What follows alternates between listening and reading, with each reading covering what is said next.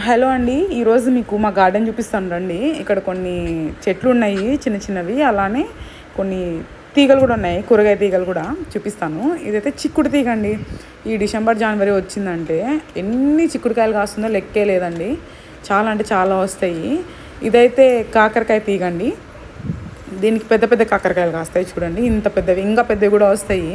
ఇప్పుడు ఇంకా అది ఆ సైజులోనే ఉంది. చూస్తే తమలపాకు తీగ కూడా కనిపిస్తుందండి మీకు, కారపు తమలపాకు.